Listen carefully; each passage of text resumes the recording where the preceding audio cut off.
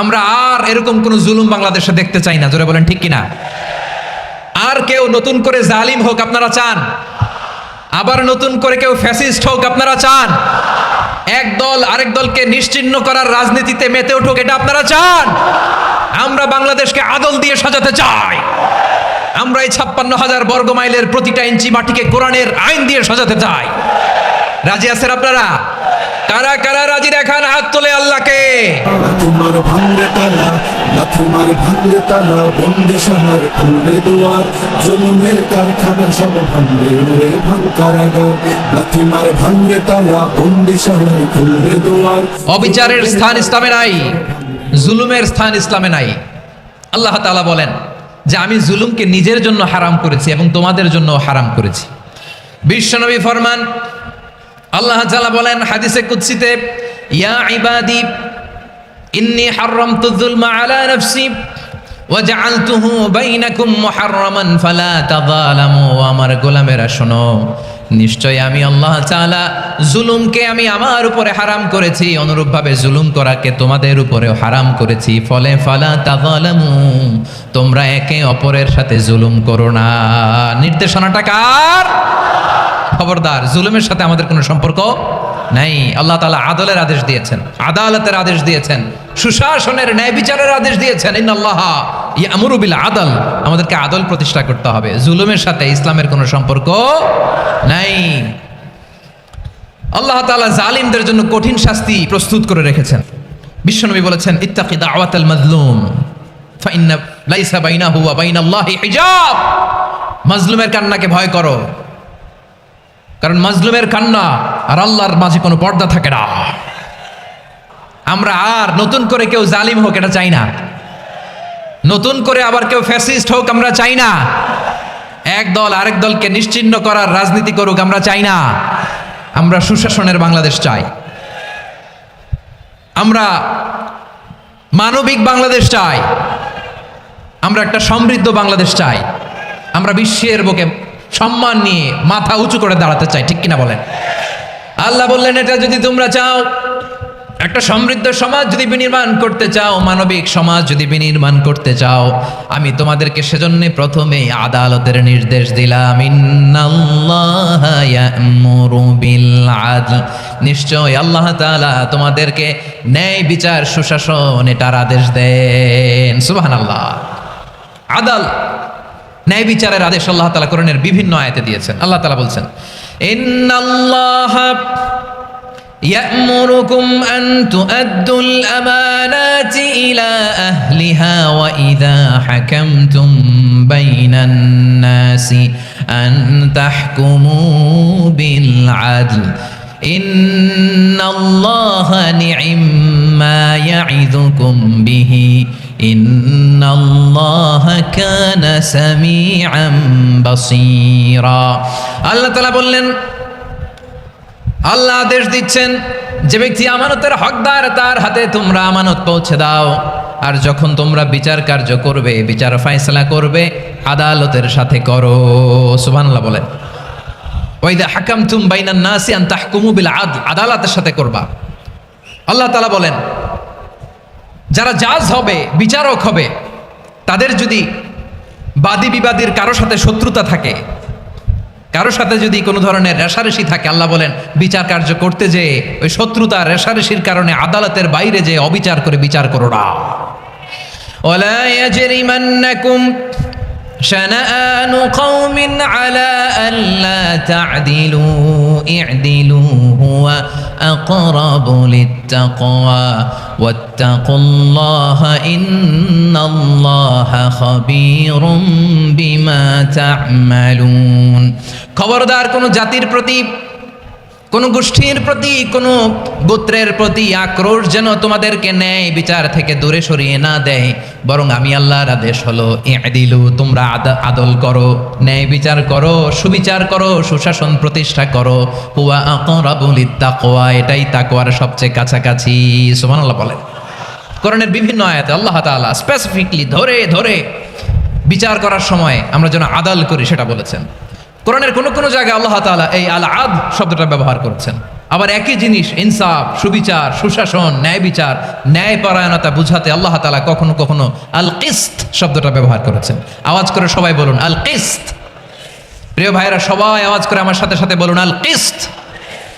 আল্লাহ তাআলা বলেন ওয়া ইন হাকামতা ফাহকুম বাইনাহুম বিল কিসতি ইন্নাল্লাহা ইউহিব্বুল মুকসিতিন।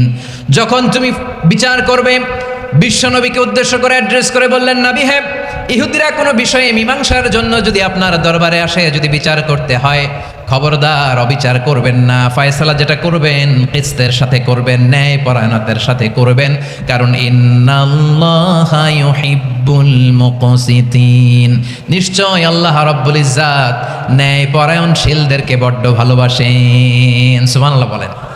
ন্যায় পরায়ণ লোকদেরকে আল্লাহ তাআলা বড্ড ভালোবাসেন। অন্য আয়াতে আল্লাহ তাআলা বলছেন وَنَضَعُ الْمَوَازِينَ الْقِسْطَ لِيَوْمِ الْقِيَامَةِ فَلَا تُظْلَمُ نَفْسٌ شَيْئًا। আমি কিয়ামতের দিন ন্যায়পরায়ণতার মানদণ্ড স্থাপন করব, যেটাকে আমরা মিজানের পাল্লা বলি। আল্লাহ বলেন ন্যায় বিচারের মানদণ্ড কিয়ামতের ময়দানে আমি আল্লাহ স্থাপন করব। সেদিন কারো প্রতি বিন্দু পরিমাণ, এক চুল পরিমাণ অবিচার করা হবে না, কোনো বিচার করা হবে না। সেদিন সুশাসন হবে, সুবিচার হবে, ন্যায় পরায়ণতার সাথে বিচার হবে। আওয়াজ করে পড়েন আল্লাহু আকবার। তাহলে প্রিয় ভাইরা, যে তিনটি বিষয়ে আল্লাহ তাআলা আমাদেরকে আদেশ দিয়েছেন, তার প্রথমটা হচ্ছে আদালত, ইনসাফ, সুবিচার, ন্যায় বিচার। এটা আমরা চাই কি চাই না? বিশ্বনবী ন্যায় বিচার, ন্যায় পরায়ণতা, সুশাসন প্রতিষ্ঠিত করেন কি করেন নাই? আপনারা বিশ্বনবীর সিরাত যারা পড়েছেন, আপনি দেখবেন বিশ্বনবীর সিরাতের পরতে পরতে, বাঁকে বাঁকে, সিরাতের বাঁকে বাঁকে এই আদালতের নমুনা মেলে। সুবহানাল্লাহ বলেন। ছোট্ট একটা নমুনা রাসূল সাল্লাল্লাহু আলাইহি ওয়াসাল্লামের আসসিরা আল আতেরা থেকে ছোট্ট একটা নমুনা আপনাদের খেদমতে এখানে উপস্থাপন করি। বিশ্বনবী সাল্লাল্লাহু আলাইহি ওয়াসাল্লাম মক্কা বিজয় করলেন ৮ম হিজরিতে। মক্কা বিজয় শেষের দিনই কয়েক সপ্তাহ মক্কাতে অবস্থান করলেন। ইন দ্য মিন টাইম মক্কার একটা ভেরি প্রেস্টিজিয়াস এন্ড ডিগনিফাইড ফ্যামিলির নারী চুরিতে ধরা পড়ল। কিসে ধরা পড়ল? সবাই বলেন কিসে? আমাদের সমাজে আসেনি এটা? আছে? ছোট না বড়? হ্যাঁ, হিসাব করে শেষ করা যায় না। ৩.৫ লাখ কোটি টাকা নাই উন্নয়ন প্রকল্পের নামে। উন্নয়ন প্রকল্পের নামে ৩.৫ লাখ কোটি টাকা নাই। ৩.৫ লাখ কোটি টাকা লিখতে পারবেন আপনি? এক টানে লিখতে পারবেন? বুঝতেছেন কত বড় সংখ্যা? হ্যাঁ, বনু মাখজুমিয়া গোত্রের এক নারী মক্কায় চুরিতে ধরা পড়ল। বলেন তো চুরি করলে বিধান কি? কি কাটতে হবে? চুরির বিধান হলো হাত কেটে দাও। তাও সেটা গোপনে নয়, প্রকাশ্যে জনসম্মুখে হাত কেটে দাও। বনু মাখজুমিয়া গোত্রের নারী যখন চুরিতে ধরা পড়লো, সাহাবারা চিন্তায় পড়ে গেলেন। সবেমাত্র মক্কার লোকেরা কালিমা পড়ে মুসলমান হয়েছে, ইসলামের আইন কানুন তেমন জানে না, ইসলামী শরিয়ার সাথে বেশি পরিচিত নয়। এখনো যদি বিশ্বনবী চুরির যেই বিধান এটা যদি কায়েম করে, হাত যদি কেটে দেয়, না জানি মক্কার লোকেরা আবার বিগড়ে যায়, না জানি মক্কার লোকেরা আবার মুরতাদ হয়ে যায়, না জানি মক্কার লোকেরা ইসলাম থেকে দূরে সরে যায়। চলো চলো, সাহাবীরা মিলে পরামর্শ করলেন, চলো বিশ্বনবীর কাছে যে বলি, ও নবী, শুধু কেবলমাত্র একমাত্র এই নারীর জন্য চুরির হাত কাটার বিধানটা আপনি একটু থামিয়ে দেন। চুরির হাত কাটার যে বিধান এইখানে একটু রহিত করে দেন, বাকিগুলা কইরেন মদিনাতে যে চলবে, কিন্তু মক্কায় এবারের জন্য মাফ করে দেন। কিন্তু কে বলবে? এই যে পরামর্শ, সাজেশন, এটা কে দিবে বিশ্বনবীর কাছে? সাহাবারা চিন্তায় পড়ে গেলেন। আল্লাহর নবীর সামনে দাঁড়িয়ে আল্লাহর দেয়া হুদুদ, আল্লাহর দেয়া বিধান থামিয়ে দেওয়া, মাফ করে দেওয়া, এই কথা বিশ্বনবীর সামনে বলার সাহস তো কেউ রাখে না। কেউ কেউ বলল, বিশ্বনবীর পালক পুত্র যায়েদ বিন হারেসার সন্তান উসামারে বিশ্বনবীর নাতির মতো আদর করে, বড্ড বেশি ভালোবাসে উসামারে। এজন্য সাহাবারা উসামাকে বলতো হিব্বু রাসূলিল্লাহ, বিশ্বনবীর ভালোবাসা। কি বলতো? সাহাবীরা বললেন বিশ্বনবীর ভালোবাসা হিব্বু রাসূলিল্লাহ, উসামারে পাঠাও। উসামারে বিশ্বনবীর নাতির মতো স্নেহ করে, মায়া করে, ভালোবাসে। আমরা পারবো না, ওসামা পারবে। সবাই মিলে ফুলিয়ে ফুসিয়ে ওসামাকে, ছোট্ট ওসামাকে রাজি করালো। ওসামা এমন এমন কথা যে তুমি বিশ্বনবীর কাছে বলতে হবে, পারবা নাকি? ওসামা বলে পারবো। সাইয়েদনা ওসামা রাদিয়াল্লাহু তাআলা আনহু তরুণ সাহাবী বিশ্বনবীর কাছে গেলেন, যে বললেন, নবী বনু মাখজুমিয়া গোত্রের এক নারী চুরিতে ধরা পড়েছে। এবারের জন্য কি এই মহিলাটারে মাফ করে দিলে হয় না? এবারের জন্য একটু ক্ষমা করা যায় না নবী? বিশ্বনবী বলেন, আতাশফাউ ফি হাদ্দিম মিন হুদুদিল্লাহ, তোমার এত বড় সাহস উসামা, তুমি আল্লাহর হাদ, আল্লাহর দেয়া বিধান, এটার ব্যাপারে সুপারিশ করতে এসেছো? তোমরা কি জানো তোমাদের আগে যত কওম, যত গোত্র, যত জনপদ ধ্বংস হয়েছে তার কারণ ছিল তাদের মধ্যে গরিবরা অন্যায় করলে তারা বিচার করত, আর ধনীরা অন্যায় করলে তারা মাফ করে দিত। খবরদার! ওয়া আইমুল্লাহ লাউ আন্না ফাতিমাতা বিনতি মুহাম্মাদিন সারাকাত লাকাতা মুহাম্মাদুন ইয়াদাহা। বিশ্বনবী বললেন, আরে ওসামা, বানু মাখজুমিয়ার ওই প্রেস্টিজিয়াস এন্ড ডিগনিফাইড ফ্যামিলির মেয়ে তো দূর কি বাত, অনেক দূরের কথা। জেনে রেখো ওসামা, আমার কলিজার টুকরা নয়নের পুটুলি ফাতেমাও যদি মক্কার জমিনে আজকে এই চুরির দায়ে ধরা পড়তো, আমি বিশ্বনবী মুহাম্মদুর রাসূলুল্লাহ ধরে ফাতেমার ডান হাতটা কেটে দিতে এক বিলম্ব দেরি করতাম না।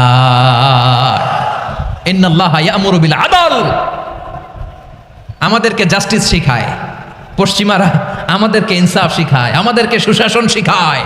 আর ইনসাফ, সুশাসন, ন্যায় বিচার, সুবিচার, জাস্টিস কারে বলে বিশ্বনবীর বায়োগ্রাফি থেকে জেনে নাও। এই ছিল বিষ্ণু ইসা ইসলামের আদালতের নমুনা।